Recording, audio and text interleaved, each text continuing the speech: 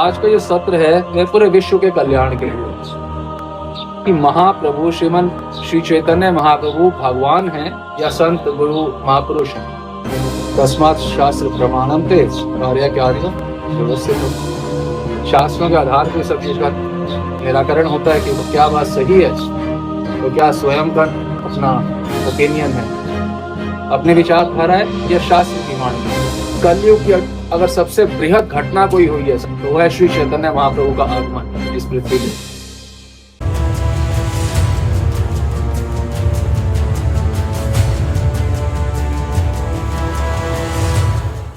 अगर ऐसा होता तो बड़े बड़े सिद्ध महापुरुष हुए हमारे भारत देश में, वो क्यों जाते?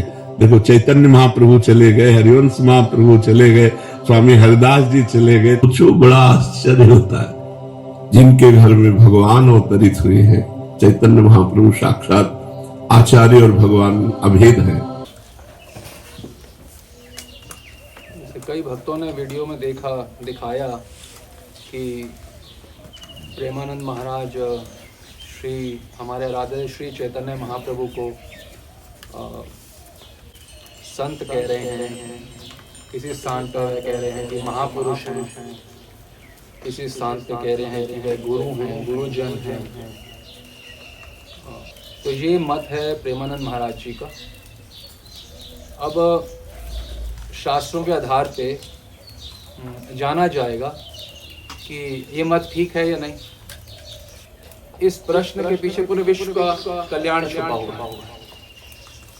इस कलयुग में जो भी मनुष्य रूप में जन्म लिया है उसको ये प्रश्न का उत्तर स्पष्टता जानना बहुत जरूरी है कि श्रीमान महाप्रभु कौन है।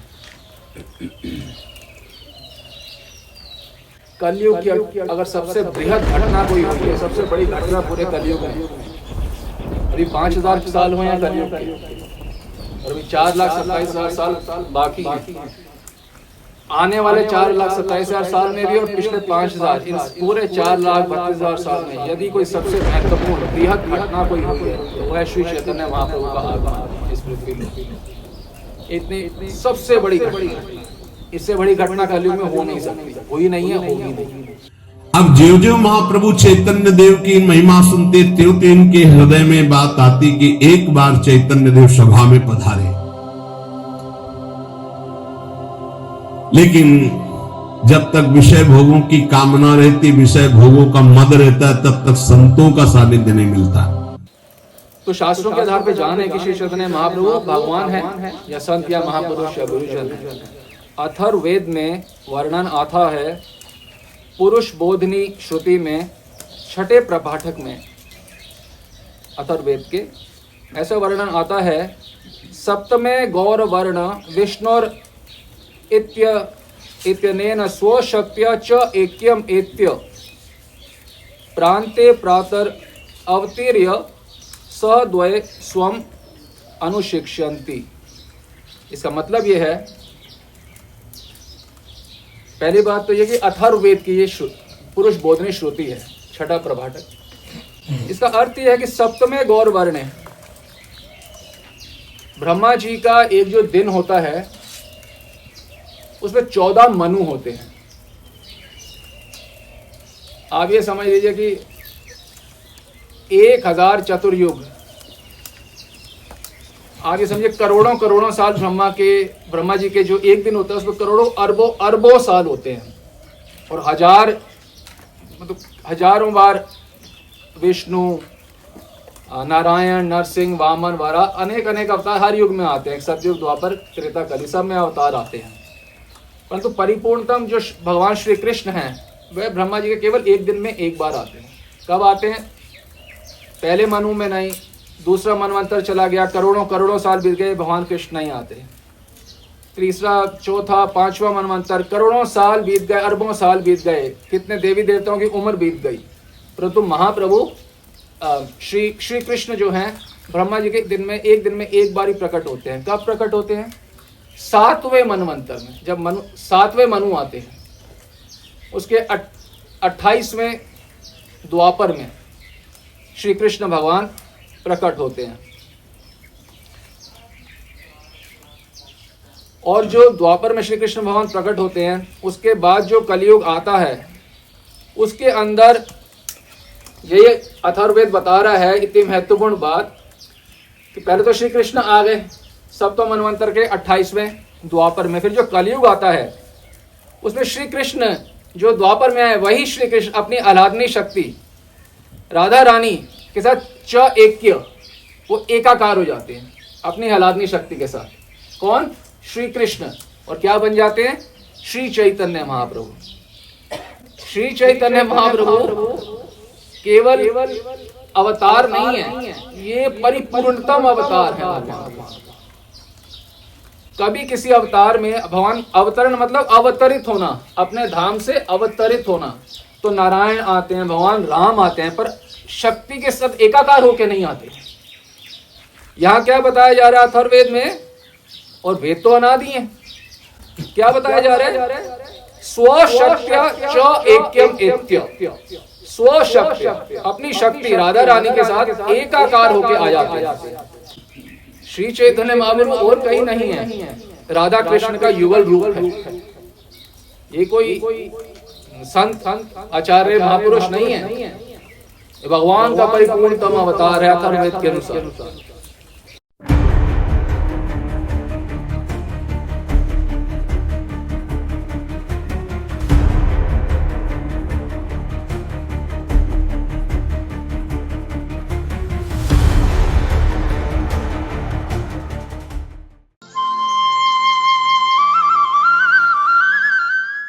अब ज्यों ज्यों महाप्रभु चैतन्य देव की महिमा सुनते त्यों त्यों इनके हृदय में बात आती कि एक बार चैतन्य देव सभा में पधारे। लेकिन जब तक विषय भोगों की कामना रहती, विषय भोगों का मद रहता है, तब तक संतों का सानिध्य नहीं मिलता। जितना हम जानते हैं, प्रेमानंद महाराज शिव जी काशी में रहते थे, तो शिव जी को तो मानते हैं।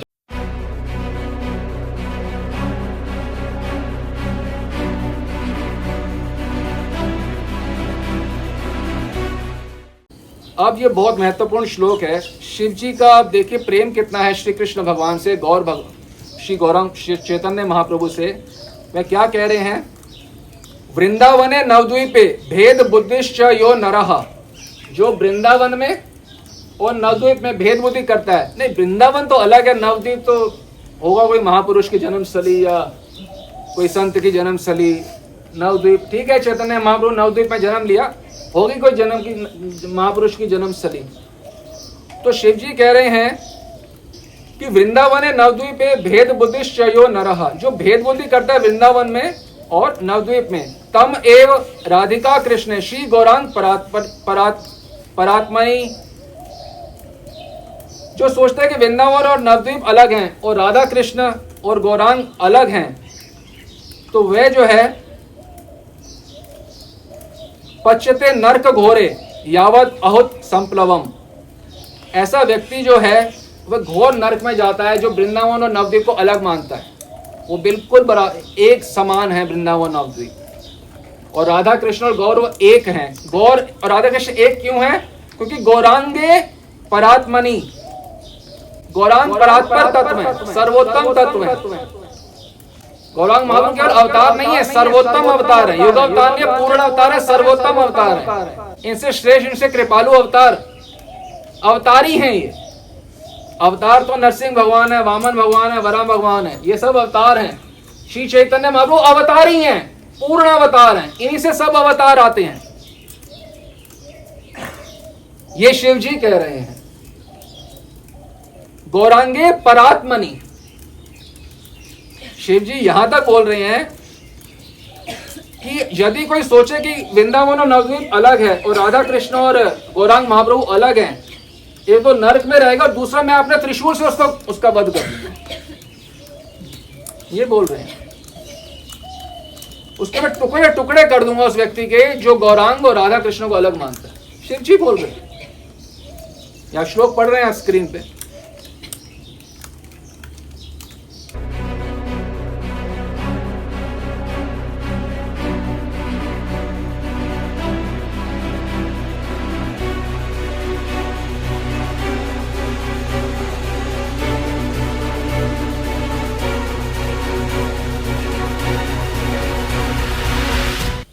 शिव जी पार्वती देवी को क्या बता रहे हैं कि स एव भगवान कृष्णो राधिका प्राण वल्लभ सृष्टि आदौ च जगन्नाथो गौर आसीन महेश्वरी। शिव जी बता रहे हैं अपनी पत्नी पार्वती मैया को कि जो परम पुरुष है स एव भगवान कृष्णो, वो जो परम पुरुष श्री कृष्ण हैं, वो जो सृष्टि के कारण हैं, करता हैं, उसका संहार करते हैं, पालन करते हैं, वह स्वयं जो हैं, जो राधा रानी के प्राण हैं, राधिका प्राण वल्लभ, वह गौर आसीन महेश्वरी, वह गौर रूप में आते हैं। शिव जी इससे स्पष्ट और क्या बोले? किनको बोल रहे हैं? अपनी पत्नी को। क्या बोल रहे हैं? जो सृष्टि के कर्ता हैं श्री कृष्ण, जो राधा रानी के प्राण वल्लभ हैं, वही गौर रूप में आते हैं। ओ में गौर आसीन महेश्वरी अनंत समिता। दुनिया के अंदर सबकी जगह उपलब्ध है ग्रंथ, कोई भी पढ़ सकते हैं।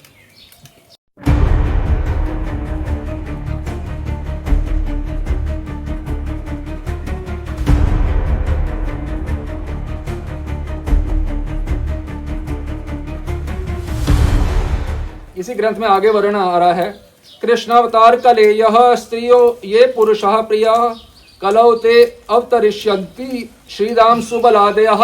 इसमें तो नाम भी बताया गया है, श्रीदाम सुबल आदयः। मेरे जो संगी होंगे, जो कृष्ण, जब मैं कृष्ण रूप में प्रकट हुआ था, श्रीदाम सुबल जो सखा हैं, वो भी मेरे साथ अवतरित होंगे। गोपियां भी अवतरित होती हैं, सखा भी अवतरित होते हैं।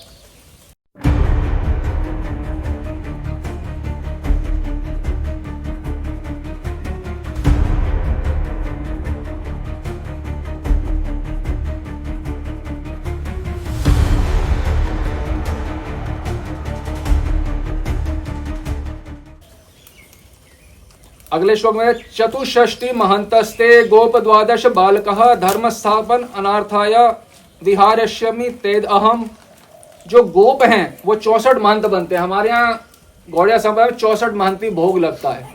और शिव जी वर्णन बता रहे हैं, कृष्ण चैतन्य गौरांगो गौरचंद्र सचीसुतः प्रभुर गौर गौर हरिर नामानि भक्ति दानी में। उस समय जो नाम होते हैं भगवान के, क्या होते हैं? कृष्ण चैतन्य, गौरांग, गौरचंद्र, सचीसुता, महाप्रभु, गौर, गौर हरि। देखो, गौरचंद्र सचीसुतः प्रभुर गौर गौर हरिर नामानि, ये मेरे नाम होते हैं। तो भगवान के जो नाम होते हैं, इन्हीं नामों का जप करके श्री चैतन्य महाप्रभु प्रति भक्ति बढ़ती है। अपने नाम भी बता रहे हैं। इतना शास्त्रों में कभी बोला था आचार्य के मेरे इतने नाम होंगे, मेरा नाम लेके लोग पावन हो जाएंगे।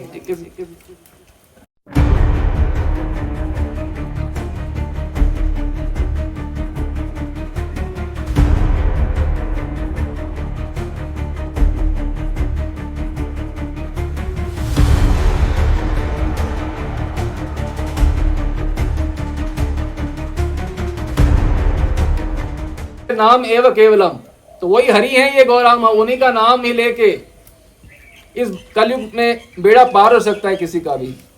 शिव जी बता रहे हैं, गौरी श्री राधिका देवी हरि कृष्ण प्रकीर्तितः एकत्व च तयो साक्षात इति गौर हरिम विदु। जो गौरांगी राधा रानी है और जो श्री कृष्ण है, जो हरि है, जिनको हरि नाम हरि के रूप से जाना जाता है, वह दोनों जब इकट्ठे जाते हैं, गौरी और हरि, वो एक नाम उनका हो जाता है फिर गौर हरि। राधा रानी गौर में और हरि दोनों जब एक रूप में आते हैं, एकत्व च तयो साक्षात, एक रूप में आते हैं तो गौर हरि रूप उनका नाम हो जाता है। इसमें बताया, नवद्वीपेतु सख्यो भक्त रूप धरा प्रिय एकांगम श्री गौर हरिम सेवंते सततम मुदा। इसमें बताया जा रहा है कि राधा कृष्ण युगल रूप में आते हैं और जो उनकी जो गोपियां हैं वह भी अवतरित होती हैं नवद्वीप के अंदर, वे पुरुषों का रूप धारण करती हैं। आप देखें, महाप्रभु के प्राय जो भक्त हैं पुरुष रूप में हैं, और हैं गोपियां मंजरियां, रूप गोस्वामी, रघुनाथ दास गोस्वामी, ये राधा रानी की अष्ट प्रमुख जो हैं सेविकाएं हैं, ये भी सब पुरुष रूप में आती हैं। ये ललिता, विशाखा, तुंगविद्या इत्यादि। तुंगविद्या सखी कौन है? श्रील प्रबोधानंद सरस्वती। ये सब लोग जो हैं ये पुरुष रूप में आती हैं अष्ट सखी। कलयुग में एक छुपे हुए रूप में जन्म लेता हूँ। हे राधा कृष्ण युगल परम भगवान अवतरित हुए हैं, पर किस रूप में? भगवान के रूप में नहीं, भक्त के रूप में।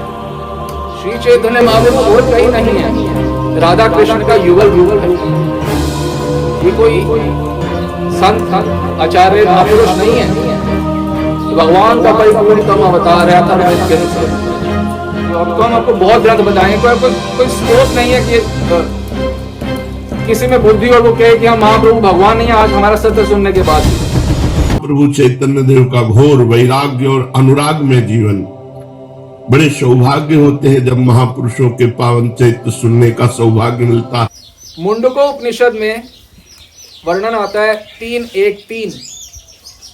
यदा पश्यते रुक्म वर्णम कर्तारम ईशम पुरुषम ब्रह्म योनिम तदा विद्वान पुण्य पापे विधोय निरंजनः परमं साम्यम उपैति।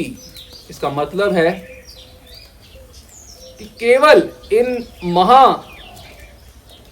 जो पुरुषोत्तम में उत्तम है, इन सुप्रीम पुरुष सर्वश्रेष्ठ पुरुष के अंतिम अवस्था जो हैं श्री गौरांग महाप्रभु, इनके केवल मंत्र में दीक्षित होने से, ये मुंडक उपनिषद बता रही है, इनके मंत्र में दीक्षित होने से हर प्रकार का जो कष्ट है उसका निवारण हो जाता है और परम आनंद सर्वोत्तम आनंद की प्राप्ति होती है। और ये जो श्री चैतन्य महाप्रभु, भगवान श्री चैतन्य महाप्रभु, ये मनुष्य रूप में एक ब्राह्मण परिवार में जन्म लेते हैं। ये मुंडक उपनिषद में बताया जा रहा है। बृहद नारदीय पुराण में बताया जा रहा है, स्वयं बता रहे हैं भगवान, अहम एव कलौ विप्र नित्यम प्रच्छन्न विग्रह भगवत भक्त रूपेण लोकान रक्षामि सर्वदा।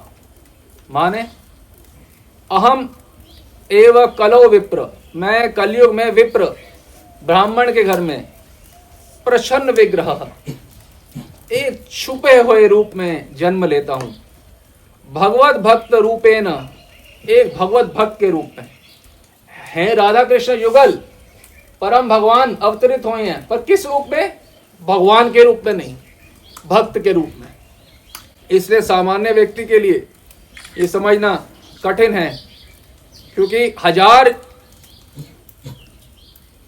सतयुग में भगवान भगवान के रूप में आते हैं, हजार त्रेता युग में भगवान भगवान के रूप में आते हैं, हजार द्वापर में भगवान भगवान के रूप में आते हैं, और 999 कली में भी भगवान भगवान के रूप में आते हैं। केवल एक कलयुग, ये जो धन्य कली है, इसमें भगवान जो है भक्त के रूप में आते हैं। एक स्वयं बोल रहे हैं वो, भगवत भक्त रूपेण अहम एव कलौ नित्यम, मैं खुद विप्र घर में आता हूं, लोकान रक्षामि सर्वदा, पूरे लोक की रक्षा करने के लिए मैं स्वयं जो हूं भगवत भक्त के रूप में आता हूं।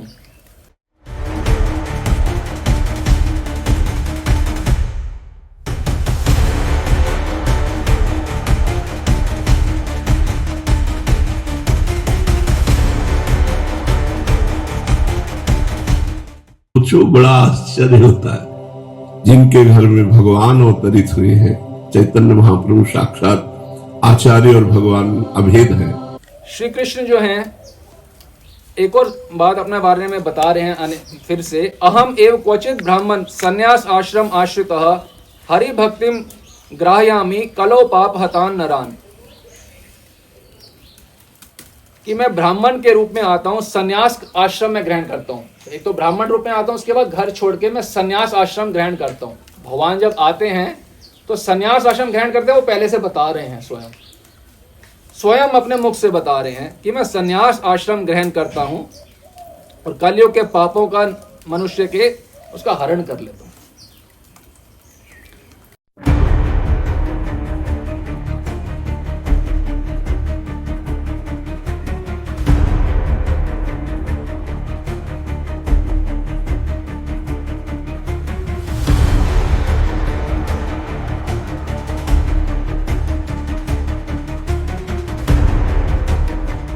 एक कपिल तंत्र नाम का ग्रंथ है।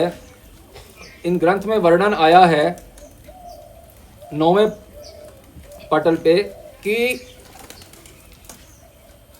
श्री कृष्ण जो हैं जो गौरांग महाप्रभु का अपना जो विग्रह है, श्री कृष्ण एक रूप में आए हैं। श्री गौरांग महाप्रभु के अनेक नाम हैं। जब वे कलयुग में अवतरित होते हैं तो संन्यास लेने से पहले उनका नाम होता है गौरांग महाप्रभु। जब वे संन्यास ग्रहण कर लेते हैं उनका नाम होता है श्री चैतन्य महाप्रभु। तो कई बार जब श्लोक में बताया जाए गौरांग तो समझना हुआ कि संन्यास से पहले की बात हो रही है। जब श्री चैतन्य महाप्रभु बताया जाएगा तो संन्यास की बात हो रही है। तो श्री कृष्ण जो है राधा रानी को स्वप्न में अपने गौर विग्रह का रूप के दर्शन करवाते हैं, जिसमें वो भक्ति रस से भरे हुए हैं और उन्हीं का भाव ग्रहण किया हुआ है। ये कपिल तंत्र में व्याख्यान है। राधा भाव कांति युतम मूर्तिम एकाम प्रकाशयन स्वप्ने तु दर्शयान आस राधिकाए स्वयं प्रभु जो हैं भगवान श्री कृष्ण स्वप्न में राधा रानी को इस गौर रूप का दर्शन कराते हैं।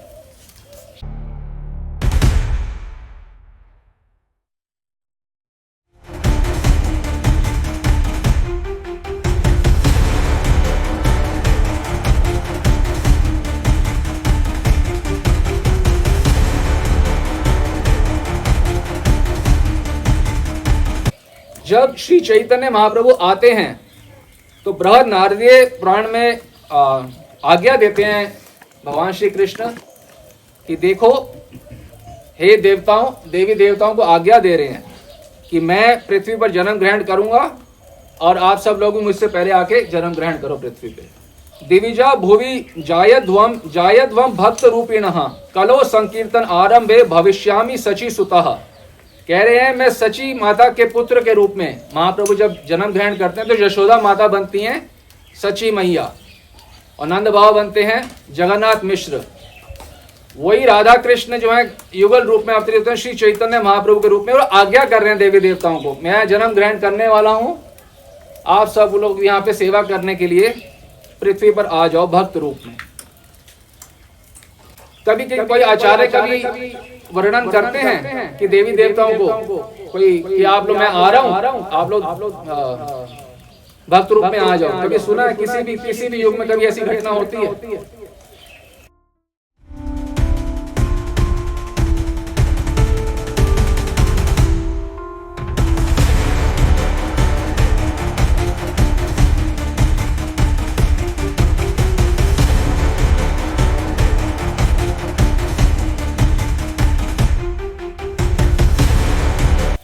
तो ये बात जो है कि महाप्रभु भगवान ये वो महापुरुष है, ये बिल्कुल अपने अज्ञान का परिचय देना कि हमारे को इस विषय में बिल्कुल भी ज्ञान नहीं।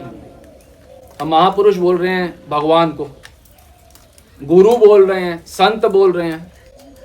संत उनके भक्तों को कहा जाता है, ना कि उनको। छांदोग्य उपनिषद में बताया गया है कि अत्र ब्रह्मपुरम नाम पुंडरीकम यद उच्यते तदेव अष्टदलम पद्म सन्निभम परमाद्भुत तन्मध्येद हरम साक्षान मायापुरम इति रियते। इसका मतलब है कि छांदोग्य उपनिषद में ब्रह्म का जो स्थान है उसका वर्णन किया गया है। वह अष्टदल है, परम अद्भुत धाम है और उसका जो मध्य जो भाग है उसको मायापुर कहा जाता है। मायापुर नाम भी बताया जा रहा है, साक्षात मायापुरम इति रियते।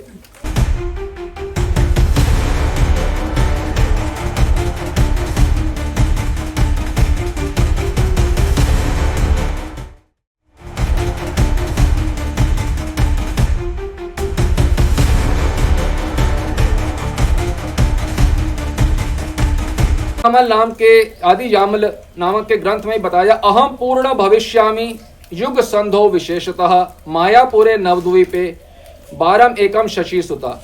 अर्थात युग संध्या में, जैसे अभी द्वापर खत्म हुआ, कलयुग प्रारंभ ही है 5000 साल, अभी तो बहुत कलयुग आना है 4,27,000 साल, अभी तो प्रारंभ भी नहीं हुआ, तो अभी संध्या ही है, युग संध्या।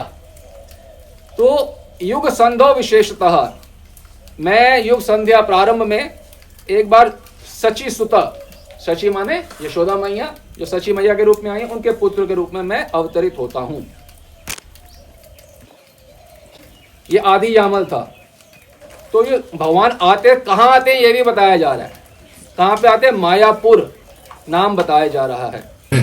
महाप्रभु तो परम वितराग पर भगवत अनुरागी, शास्त्रों में वर्णन किया गया है राजपदाधिकारी का दर्शन निषेध।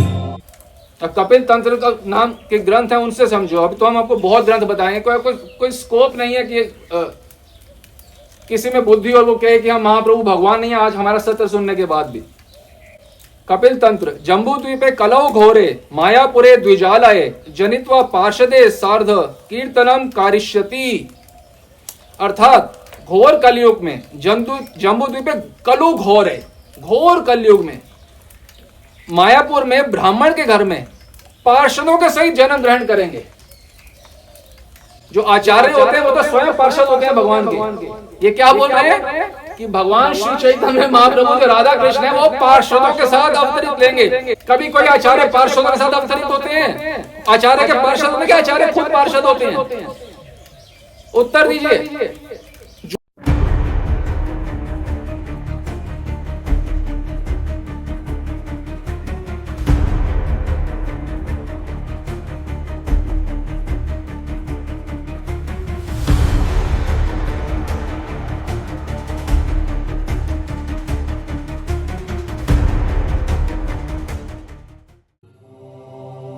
ये अवतरित हुए भगवान नाम की स्थापना करने के लिए।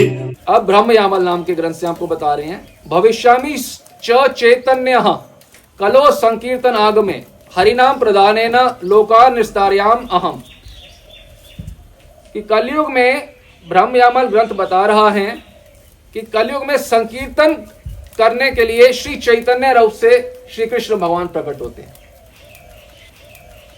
वैसे अगर थोड़ा सा भी बुद्धिमान व्यक्ति होगा तो अभी हमारे और कोई बोलने की जरूरत नहीं है, उसको समझ आ चुका होगा कि मैं कितने निरंतर अपराध कर रहा हूं। श्री चैतन्य महाप्रभु जो साक्षात राई कानू एकाकृति गौरांग है। राई कानू, राई राधा रानी, कानू कृष्ण, राई कानू एकाकृति गौरांग है। तो राई कानू जब एक होके आ रहे हैं वो श्री चैतन्य महाप्रभु हैं। जो मतलब थोड़ी भी बुद्धि रखेगा वो इतने ग्रंथों से अब तक समझ गया होगा कि हाँ भगवान कोई आचार्य या कोई संत नहीं है, परम भगवान है। श्री कृष्ण क्या कहते हैं? मैं हूं पुरुषोत्तम, पुरुषों में सबसे उत्तम। और महाप्रभु क्या है? वो पुरुषोत्तम में जमा राधा, स्वशक्त्या ऐक्यम। वह है श्री चैतन्य महाप्रभु।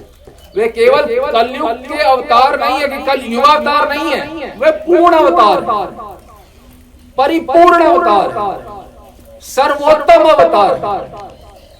देखिए इतना कुछ शास्त्र में बताया गया है, कोई संदेह की कोई बात नहीं है, पर हम केवल शास्त्रों को खोलना है। यदि खोलने का समय तो हमारे को सुन लो, हम आपको, हमारा तो शास्त्रों के साथ सुबह से रात तक का नाता है, वर्षों का, डेकेड्स ऑन एंड।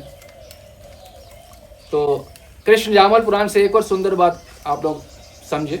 गौरांग नाद गंभीर स्वनामामृत लालसः दयालु कीर्तन ग्राही भविष्यामि सची सुतः।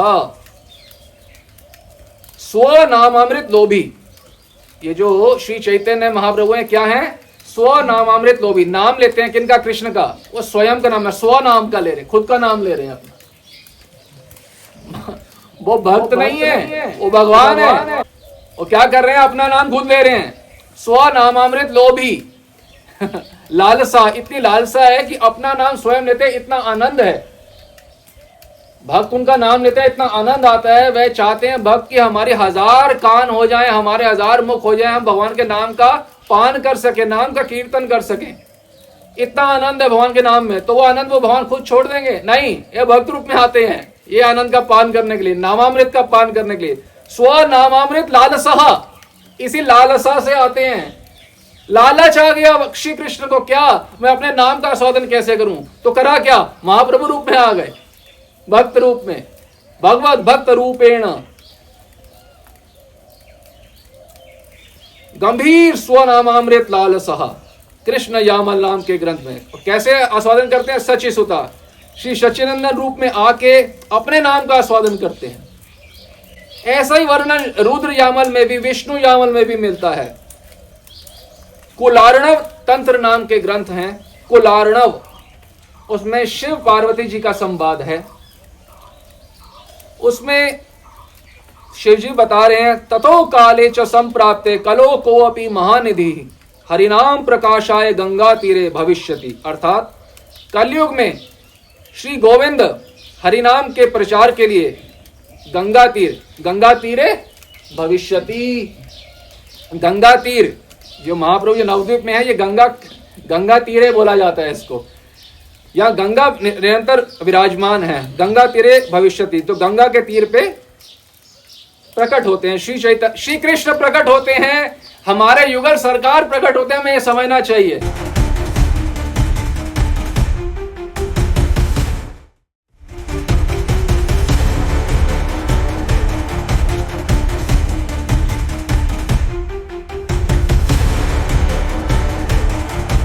कोई सोचे कोई बात नहीं, अगर हमें श्री चैतन्य महाप्रभु के बारे में नहीं भी पता चला तो कोई बात नहीं। कोई बात कैसे नहीं है, ये बात अनइग्नोरेबल है।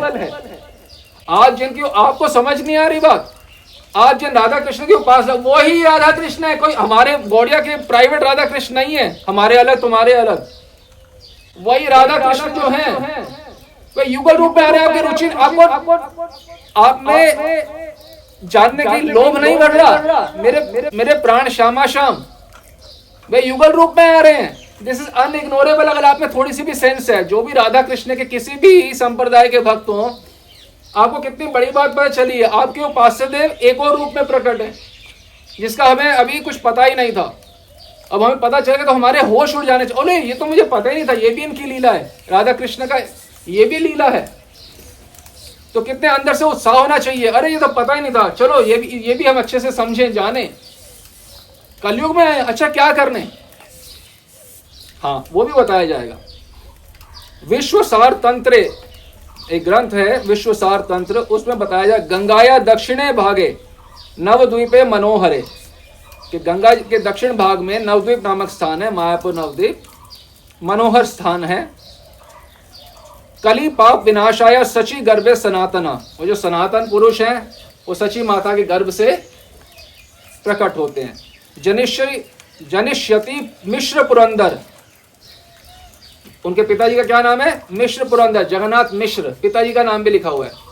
कभी किन्हीं आचार्यों के नाम पे इतना बताया जाता है, कोई गंगा किनारे प्रकट होते हैं, उनके पिता का नाम ये, उनके सारे तंत्रों में, सारे पुराणों में, वेद उपनिषद, छांदोग्य उपनिषद, मुंडक उपनिषद, सारे ब्रह्म यामल, रूद्र यामल, विष्णु यामल, सभी किसी भी आचार्य के बारे में बताया जाता है, गुरु के बारे में, संत के बारे में।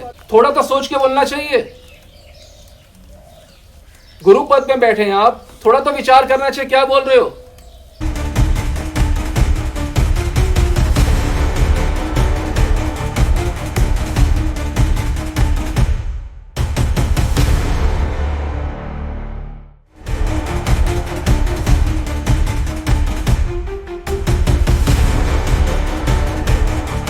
फिर कह रहे हैं धिकस्तु ब्रह्माहम, कि मेरे को धिक्कार है, मैं अहम ब्रह्मास्मि, यही बोलना मेरे को धिक्कार है कि जो गौर चरण कमल का मकरंद अमृत का आस्वादन नहीं कर सका, तो धिक्कार है मुझको। मतलब जो महाप्रभु का भक्त नहीं है उस पर धिक्कार है। ये बहुत महत्वपूर्ण श्लोक है। हम चाहेंगे कि वैसे पूरे विश्व के लिए ही है, जो व्यक्ति वृंदावन महिमामृत को पढ़ता है, वो शिला प्रबोधना सरस्वती पाद का ग्रंथ है, वो शिला प्रबोधना सरस्वती पाद जो है साक्षात जो है तुंग विद्या सखी हैं, अष्ट सखी में से एक हैं तुंग विद्या, वही शिला प्रबोधना सरस्वती हैं, उन्हीं का ही है ये अष्ट सखी में से जो एक तुंग विद्या सखी, उन्हीं का लिखा हुआ ग्रंथ है। उन्होंने ही वृंदावन महिमामृत प्रकाशित करी है। वही चैतन्य चंद्रामृत में चैतन्य महाप्रभु को बता रहे हैं कि वह कौन है।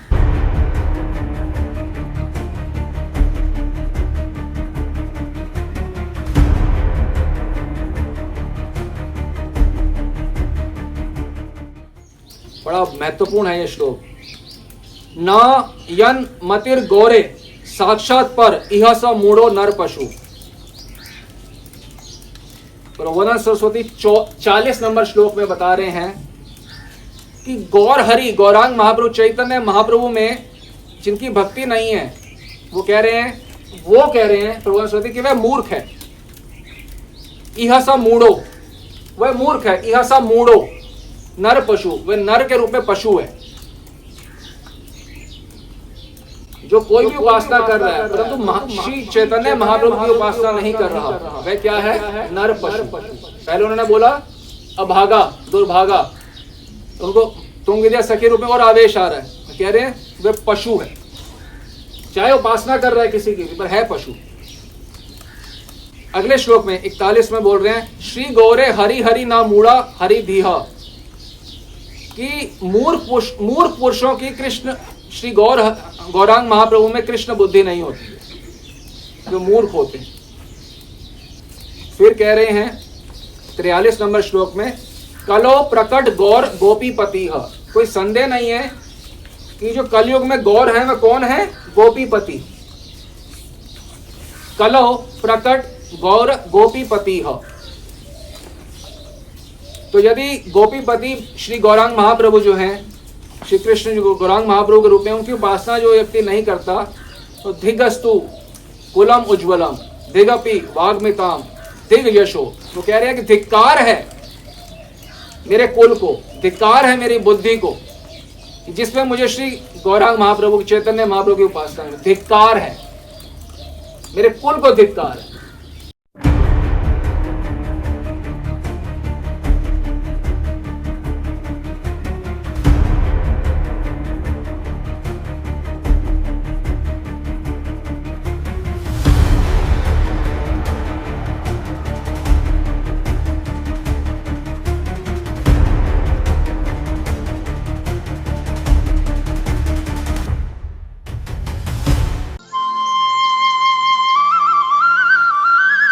महाप्रभु तो परम वितराग भगवत अनुरागी।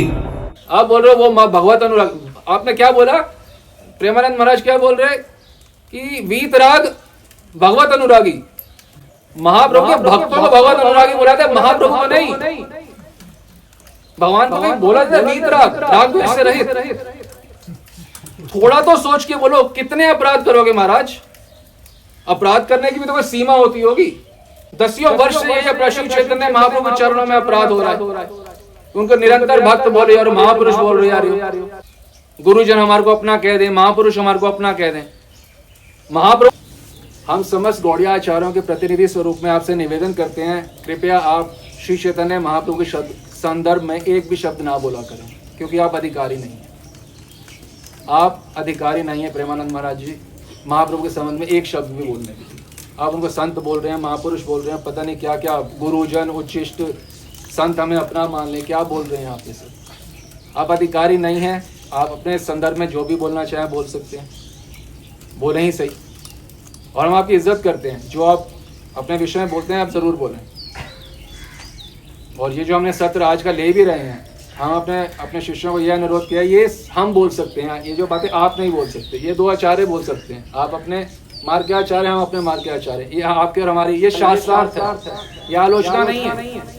हमें निजी आपसे कोई ना लाभ है ना हानि, ये शास्त्रार्थ है कि भाई सही क्या है। महाप्रभु युगावतार है, इसमें कोई समस्या है किसी को? क्षण अवतार है, प्रहलाद महाराज कहते हैं क्षण अवतार है, छुपे हुए हैं भगवत भक्त रूप में। नहीं समझ आया तो कोई बात नहीं, अब तो समझ आ गया।